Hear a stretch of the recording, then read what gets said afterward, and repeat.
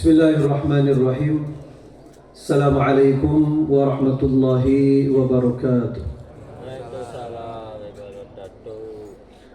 Allahu Akbar, Allahu Akbar, Allahu Akbar, Allahu Akbar, Allahu Akbar, Allahu Akbar, Allahu Akbar, Allahu Akbar, Allahu Akbar, Allahu Akbar kabira walhamdulillahi kathira. La ilaha illallah wa la na'budu illa iyyah mukhlisina lahuddin walau karihal kafirun walau karihal munafikun walau karihal musyrikun. La ilaha illallah wahdah sadaqa wa'dah wa nasara 'abdah wa 'azza jundahu wa hazamal ahzaba wahdah. La ilaha illallah wallahu akbar. Allahu akbar walillahil hamd. Alhamdulillah, alhamdulillahilladzi qad balaghana ila syahri syawal wa qad akmala lana syahra ramadan. Walhamdulillahilladzi awjaba al-insani alla yuqassira fima yajibu alayhi li nafsihi wal 'iyal wa anzala minas samaa'i ma'an wa anbata bihi habban wa nabata fi ayyi makanin wajal. أحمده سبحانه وتعالى على جزيل الإحسان والإفضال.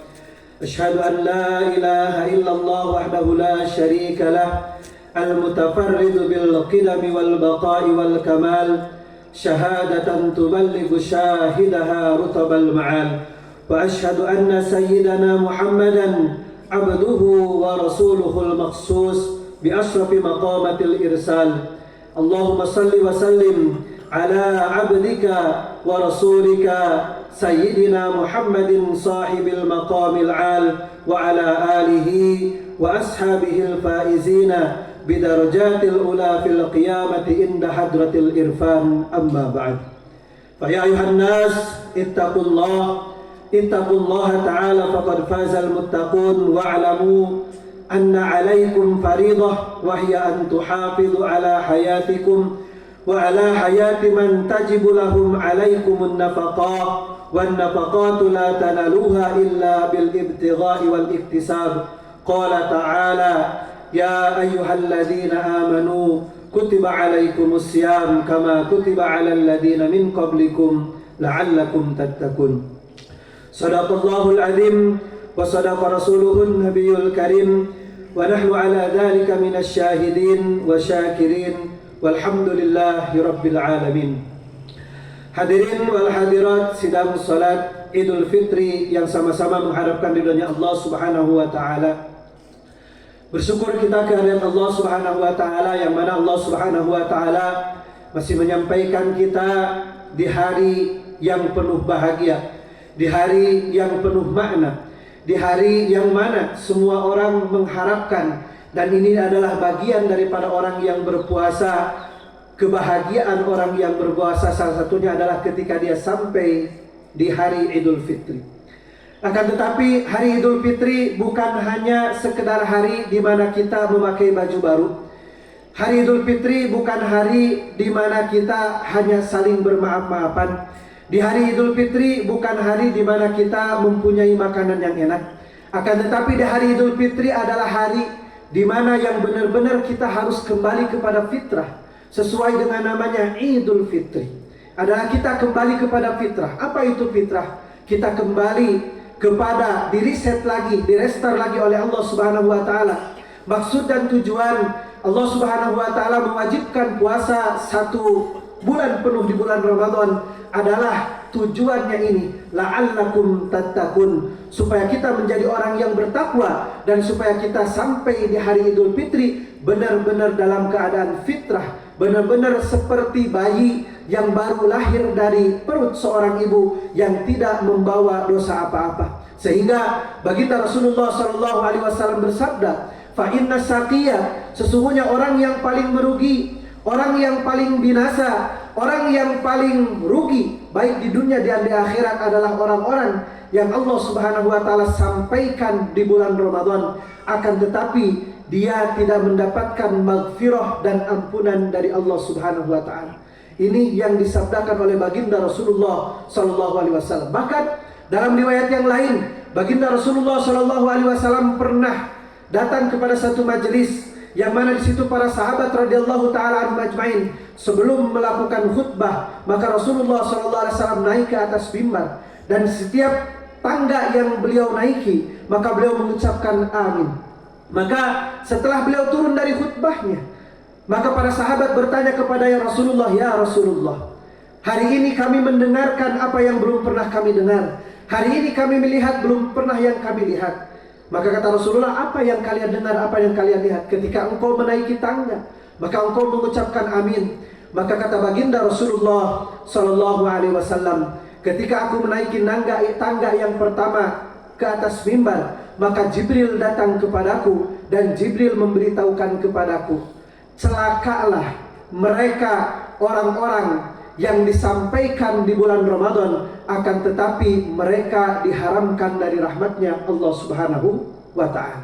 Kemudian tangga yang kedua, engkau mengucapkan amin, kata baginda Rasulullah. Jibril berkata kepadaku, celakalah, binasalah bagi orang-orang yang diucapkan namamu wahai Muhammad ke depan mereka, di hadapan mereka, mereka tidak menjawab namamu dengan salawat kepadamu.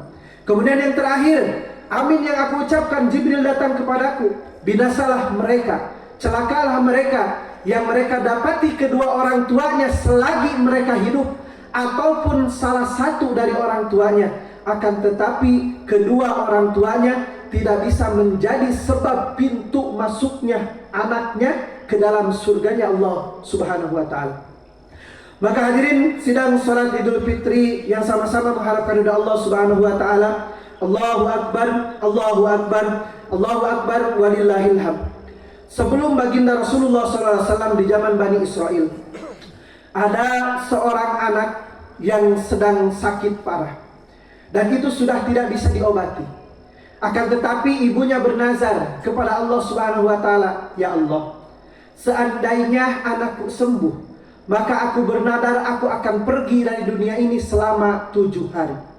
Qadarullah, dengan izin Allah Subhanahu wa ta'ala, maka anaknya benar-benar sembuh, benar-benar sembuh total dan benar-benar sembuh, tidak punya penyakit lagi. Maka dalam waktu beberapa hari, waktu beberapa minggu, waktu beberapa bulan, ibu ini belum menunaikan nazarnya kepada Allah Subhanahu wa ta'ala. Maka beliau bermimpi dengan seorang yang memakai jubah putih, dan dia mengatakan, wahai ibu, tunaikanlah nazarmu. Engkau telah bernazar kalau seandainya anakmu sembuh, maka engkau akan pergi dari dunia ini selama 7 hari. Jangan sampai Allah Subhanahu wa ta'ala menurunkan musibah yang sangat besar kepada engkau kalau engkau tidak melakukan nazar itu. Maka seorang ibu tadi, beliau datang kepada anaknya dan menceritakan, wahai anakku, aku telah bernazar kepada Allah Subhanahu wa ta'ala ketika engkau sakit, kalau seandainya engkau sembuh, maka aku akan pergi dari dunia ini selama 7 hari. Maka tolong bantu aku dan tunaikanlah nazarku ini. Maka si anak menggali kubur untuk ibunya, karena pergi dari alam dunia harus masuk ke alam kubur. Maka si anak menggali kubur. Setelah menggali kubur, kuburnya sudah siap. Ibunya bilang ke anaknya, wahai anakku, tolong doakan. Dan beliau berkata kepada Allah Subhanahu wa ta'ala, wahai Rabbku, wahai Tuhanku, aku mempunyai nazar, yang mana nazar ini aku harus tunaikan. Hari ini aku akan tunaikan, maka berikanlah kekuatan dan berikanlah kesehatan dan berikanlah segala daya dan upaya kepadaku supaya aku bisa menunaikan nazar ini kepadamu. Maka singkat cerita, si ibu berbaring di liang lahat, kemudian dikubur oleh seorang anaknya, karena ini adalah nazar daripada ibunya. Maka ketika beliau berada di alam kubur, singkat cerita, singkat kisah, beliau melihat satu lubang kecil yang mana dipenuhi dengan cahaya. Ketika beliau melihat di sana, maka ada dua orang perempuan yang sangat anggun, yang sangat cantik jelita berada di lubang itu, lubang yang penuh dengan cahaya. Maka dua perempuan itu mengajak kepada si ibu, wahai ibu, daripada engkau duduk sendirian di sana, mending masuk ke sini bersama kami. Maka beliau mengucapkan salam, assalamualaikum, keselamatan ke atas kalian berdua. Tapi mereka tidak menjawab. Maka si ibu ketika diajak masuk, maka dia masuk dan dia mengatakan, aku mengucapkan salam kepada kalian, tapi kalian tidak menjawabnya. Maka dua perempuan ini mengatakan, salam adalah tanda ketaatan kepada Allah Subhanahu wa Ta'ala, dan kami tidak diizinkan untuk mengamalkan itu. Kenapa? Maksudnya di alam kubur sudah tidak ada lagi waktu untuk taat kepada Allah Subhanahu wa Ta'ala, akan tetapi tempat di mana kita mempertanggungjawabkan semua apa yang telah kita lakukan di alam dunia. Maka singkat kisah, ketika si ibu duduk bersama dua orang perempuan tadi, tiba-tiba datang seekor burung kepada satu kepala perempuan. Kemudian dia melebarkan sayapnya dan menutupi kepala seorang perempuan yang cantik jelita tadi. Kemudian tidak lama kemudian datang seekor burung hinggap di kepala seorang perempuan yang satu lagi. Kemudian dia tidak melebarkan sayapnya, akan tetapi dia mematuki kepalanya sampai keluar darah dan sampai habis kepalanya itu. Maka si ibu bertanya kepada perempuan yang pertama, wahai perempuan, wahai fulan, apa yang terjadi? Apa gerangan yang terjadi? Karomah apa yang kau dapatkan sehingga engkau mendapatkan perlindungan seperti itu? Maka beliau katakan, aku adalah seorang istri dari seorang suami. Ketika aku hidup di dunia, maka aku adalah wanita yang soleha, dan aku adalah perempuan yang berbakti kepada suamiku. Dan ketika aku meninggal dunia, suamiku ridho kepadaku, maka Allah berikan karomah dan kemuliaan ini kepadaku. Maka seorang perempuan yang satu lagi, dan apa gerangan yang terjadi kepadamu sehingga engkau terjadi seperti ini, dipatuki sampai kepalamu habis dan terus-terusan seperti itu? Maka perempuan tadi berkata, wahai ibu, aku adalah seorang perempuan, aku adalah seorang istri dari seorang suami. Aku mempunyai suami, aku adalah wanita yang solehah, sholatku rajin, ibadahku rajin, puasaku rajin. Tapi aku pernah sekali saja bermaksiat kepada suamiku, sehingga Allah memberikan azab ini kepadaku. Maka seorang ibu tadi bertanya, apa yang telah engkau lakukan kepada suamimu? Dia katakan, suatu ketika aku menyiapkan makanan untuk suamiku, maka aku sediakan makanan itu. Kemudian suamiku bertanya kepadaku, apakah ada garam atau tidak? Maka seorang perempuan tadi menjawab, makanan sudah enak kok nanyain garam. Seorang suami tidak menyangka bahwa itu akan menjadi kemaksiatan bagi istrinya. Dan perkataan seorang istri hanya segitu saja, dia menganggap itu bukan suatu dosa kepada suami. Ternyata itu menjadi dosa seorang istri kepada suaminya, mengatakan makanan sudah enak kok nanyain garam. Maka hadirin wal hadirat sidang salat Idul Fitri yang dimuliakan oleh Allah Subhanahu wa Ta'ala, itulah yang menyebabkan hari ini aku mendapatkan azab daripada Allah Subhanahu wa Ta'ala. Padahal salatku rajin, ibadahku rajin, puasaku rajin, tapi aku pernah bermaksiat kepada suamiku sekali. Maka Allah berikan azab ini kepadaku. Hai ibu, engkau akan menunaikan nazarmu dan kau akan menyelesaikan nazarmu. Tolong sampaikan permintaan maaf saya kepada suamiku, karena suamiku masih hidup. Maka singkat cerita, si ibu 7 hari 7 malam sudah melewati, digali kuburnya oleh seorang anak, oleh anaknya tadi. Kemudian dia datang, kemudian dia masih hidup, beliau masih hidup, dibawa ke rumahnya. Maka orang-orang pada datang ke sana dan bertanya, wahai ibu, apa yang terjadi? Beliau katakan seperti ini. Kemudian dia mendatangi salah satu rumah suami daripada perempuan tadi.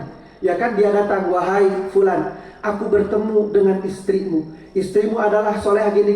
Dia ceritakan. Maka suaminya mengatakan, apakah perkataan itu menjadi satu kemaksiatan seorang istri kepada suami?